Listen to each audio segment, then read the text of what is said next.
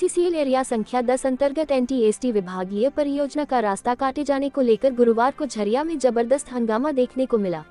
रास्ता अवरुद्ध होने से नाराज बीसीसीएल के अधिकारी और कर्मचारियों ने प्रबंधन एवं आउटसोर्सिंग कंपनी के खिलाफ जोरदार विरोध प्रदर्शन किया। आउटसोर्सिंग प्रबंधन के समर्थकों द्वारा बीसीसीएल अधिकारियों और कर्मचारियों को पिटाई के बाद माहौल गर्म हो गया है।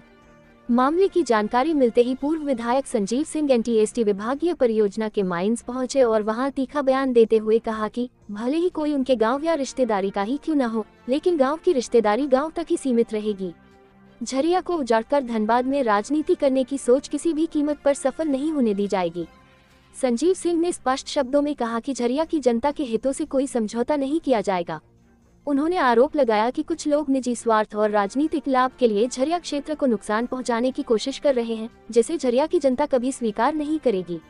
उन्होंने चेतावनी भरे लहजे में कहा कि रंगदारी, दबंगई और अवैध हस्तक्षेप की राजनीति को हर हाल में खत्म कराया जाएगा।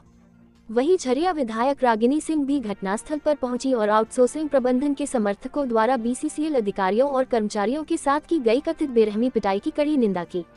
उन्होंने कहा कि मजदूरों और अधिकारियों पर हमला किसी भी सूरत में बर्दाश्त नहीं किया जाएगा और दोषियों पर सख्त कार्रवाई होनी चाहिए।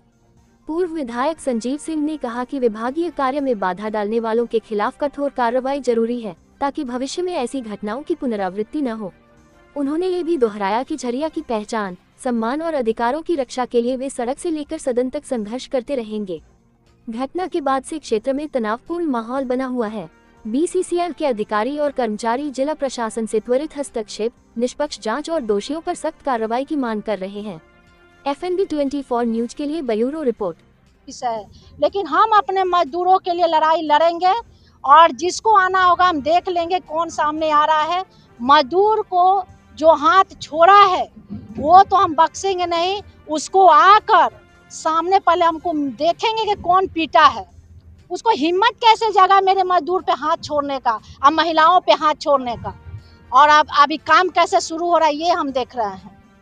ये हमारा लड़ाई जारी रहेगा। प्रशासन तो बिल्कुल दलाल है। प्रशासन बोल रहा है कि पीटो, हम देख लेंगे, क्योंकि प्रशासन को अभी हम थाना प्रभारी यहाँ आए हुए हैं।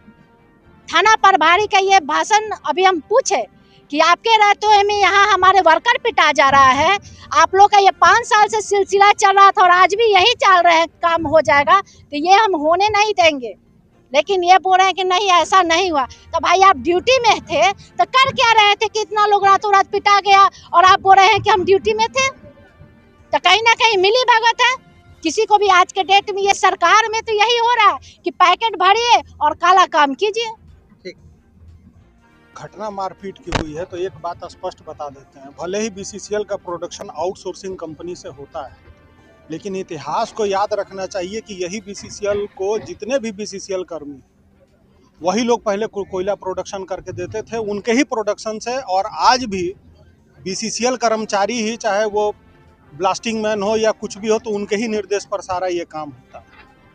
तो आउटसोर्सिंग कंपनी अपनी जगह पर है, अपना काम करे, अपनी हद में रहे। मजदूर का बाप बनने का प्रयास नहीं करे, नहीं तो बाप बनेगा तो बाप बनने से पहले वो यहाँ से धनबाद छोड़कर अपना बुरिया बिस्तर लपेट के चल जाना होगा। और एक बात स्पष्ट कर देते हैं कि जिस भी स्तर से मजदूरों का शोषण दोहन हुआ है उसको अब हम लोग ख़त्म करा के रहेंगे और बंद करेंगे। अब चाहे उसके लिए जितने भी लंबी लड़ाई लड़ना पड़े वो लड़ी जाएगी।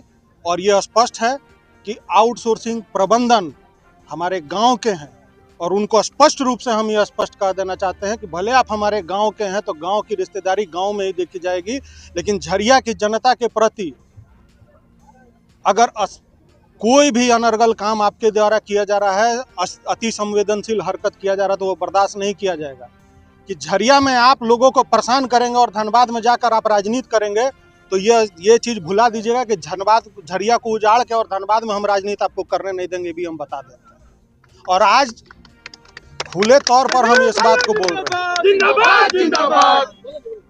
खुले तौर पर इस बात को बोल रहे हैं